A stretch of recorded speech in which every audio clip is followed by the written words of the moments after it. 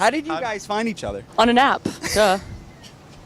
Surely it's been amazing. Don't call me Shirley. Don't call her Shirley. Like this new It has been iteration amazing. and the response from the crowds has been crazy, From my perspective, a lot of times we'll ask people to put their hand up if they've never been to a Linkin Park show before, and like 3/4 of the crowd's got their hands up. Yeah. 50-year-old people, 10-year-old kids, everything in between. It's just really, it's been an awesome experience for us. What's it like being in Linkin Park? What's something like unexpected? Honestly, and I'm gonna sound naive when I say this, but like the success of it all. Yeah. Like how big it has become. Yeah. You know, and it was obviously huge before. I just wasn't thinking about how big it was. Like, I mean, we just played Europe, and it was just like huge stadiums and stuff, and you can't ever prepare yourself for that. Obviously, you think of these kinds of things when you're a kid, when you're playing, and you're like, oh, that'd be so cool.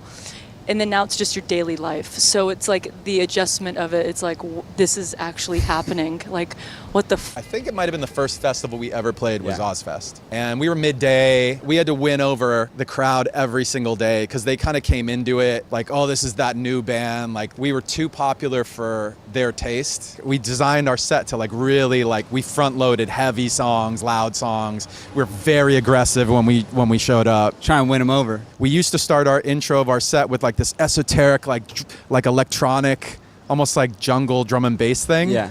That did not win over Ozzfest. I can't That did not imagine. work at Ozzfest. I think we did 2 or 3 times, and then we were in Philadelphia, and I saw Joe, our DJ, walking up the street, and he's like, oh, I went to the record store, like, check this out. And he pulled out, I think it was Slayer, and he's like, I'm going to start the set with Slayer tomorrow. This changeover happened. The crowd started booing before we even did anything, and then Joe plays Slayer, and they're not allowed to boo anymore. Yeah. They have to cheer. They ate that shit. And then we went into like one step closer, and it was like, that was our approach. I want to ask about making music for movies. Transformers. We are waiting.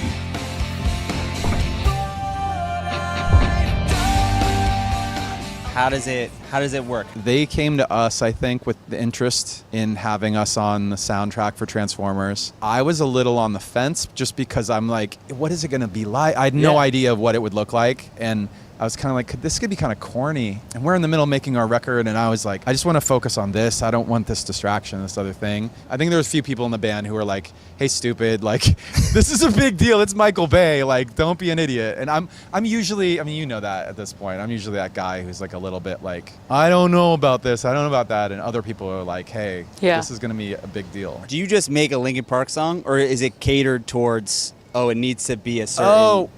Okay, so for that one, they showed us a cut. They showed us some of the movie. Yeah. There were a couple of semi-finished frames with the robots, and then a bunch of stuff where it looked like they were made out of clay. It was like the whole screen was gray, but you could kind of see the shapes of them fighting Yeah. or talking and whatever. And we were like, oh, this is going to Yeah, be this so is gonna be sick. We didn't have the song yet. Like we'd just been talking to the label about first singles on that album, Minutes to Midnight, our 3rd record. And our president of our label, he was like, you guys had 2 albums that sounded this way. You have a new album that sounds pretty different, and you don't have anything in between, like To, a like, bridge song it. that's like bridges the gap. So I went back home and I wrote 4 demos, and each of them was named after a Transformer. So there was an Optimus, there was a Bumblebee, there was a Starscream, and there was a Megatron. What I've done was originally Megatron. So Megatron won the battle.